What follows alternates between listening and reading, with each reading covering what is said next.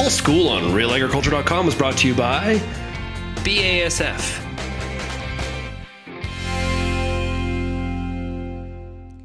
Hey, Kara Oosteros here with RealAgriculture.com. I am here today with another Pulse School episode, and I have here with me Jenn Walker, who is the research manager with Alberta Pulse Growers. How's it going today? Good morning, Kara. Morning. So we are now at the kind of getting towards the end of the end of the year, and we are looking at planning for next year. Now, this past year, especially in Alberta, parts of Saskatchewan and Manitoba, had kind of a wet year. There were some pockets that really seen a lot of moisture. So it leads us to the question. While we dealt with some aphanomyces, but it leads us to the question: how can we plan for next year? What are some of the things you can tell us? Well, a farmer's work is never done, are they, Kara? There's no rest for the wicked, I guess. But you're absolutely right. And we saw a lot of actually variability across the province last year, where in the south of the province, the extra moisture was actually really awesome. And we saw some really incredible pulse yields, particularly in dryland, peas, lentils, that kind of stuff. And of course, as we moved north across the province, there was lots of pockets where we unfortunately did have a lot of moisture. And one of the consequences of that is we see just kind of the areas in our fields that perhaps have poor drainage, and we did see, definitely some root rot diseases later in the season. And so why that's important to kind of look backwards while we look forwards is for planning purposes, like you said. And so when people are looking at building their rotations and securing seed supplies for the 2021 growing season, there's just some really, I think, beneficial things that we can think about. The first one is kind of when you're looking at what your rotation would be ideally. We know that sometimes we can't always hit that ideal. And so, for example, one of the fields that we at our farm are wanting to put peas on next year was nasty this year in terms of the drowned out locations. It's some heavier soil, a little bit of gumbo, which is really nasty stuff. And I'm actually thinking seriously that we may need to switch up our ideal rotation a little bit, just because that's not an ideal piece of land, particularly for peas, which is what we grow on our farm. So pulse crops traditionally like a little bit of a lighter soil, good drainage. The really nasty root diseases need water to move.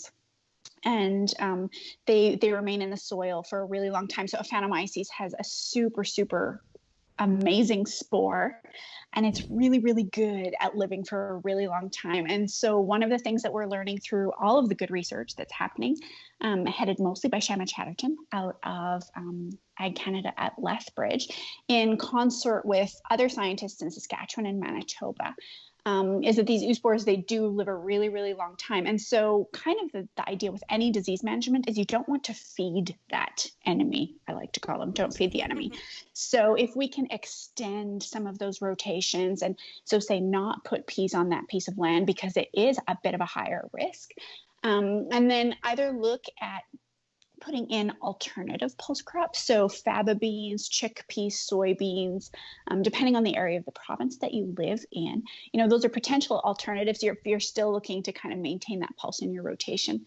The other thing that I'm going to do is I'm going to go and specifically soil test those low spots in the field that I want to plant my peas or my lentils in, and actually see what the aphanomyces is there. So we don't have a perfect soil test, but a presence or absence will still give us some really good information. Something else that we've learned in the last little while is that a lot of these soil-borne diseases can also live and propagate themselves on some weed species. So this last year, again, really wet.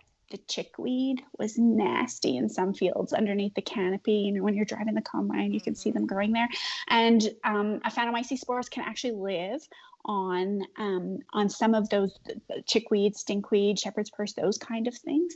And so if we had a really good weed problem underneath the canopy in the field that we want to plant peas in, again, a little bit of a higher risk. So if you go to our website, we have some great information some of those, kind of risk factors. So, when we're thinking ahead about planting, obviously field selection is going to be a really big one. Check your seed. Make sure you have really healthy seed.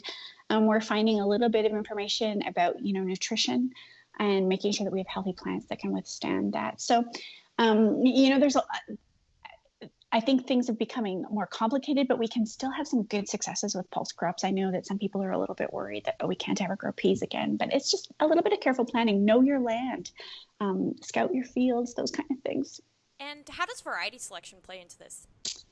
So at present, we don't have any resistant varieties of pulses to the root rot diseases. Some show more susceptibility than others, but it's really not something that we can say, like a clubroot resistant variety that you can go and choose. So make sure you have healthy seed. One of the things with pulse crops is because they outcross over time. If you reuse your seed, so save your seed and use it, say 5 years in a row, we actually lose some of the vigor of that original variety. And so it's something to consider when you're making sure that you have your seed and you're checking it for your germination, is actually how many generations have you used? And it may be good to refresh and get some certified seed again, just so that we're making sure that we kind of can kick ourselves off on the best foot. Absolutely. And you guys recently launched a new agronomy app. Do you want to talk a bit about it? We did. It was actually a relaunch. So 3 years ago, we started kind of an online regional variety trial app that showed all of the varieties across the province, and you could go in and look at the seeding date, the fertility at the soil test, what herbicides were used at each specific site, as well as kind of the backing up into your whole zone or even the province level. Now we've kind of ramped that up a little bit, and I think it's a perfect time, as you well know, because of COVID, for digital platforms are becoming huge. And so one of the things that was important to us is that people had good information at their fingertips. And so on the app, it's kind of been set up to really be a quick reference to some of the agronomy questions that we come up with. So for example, if you download it, if you don't have it, or if you refresh it, now one of the articles that we've got is fall versus spring soil sampling.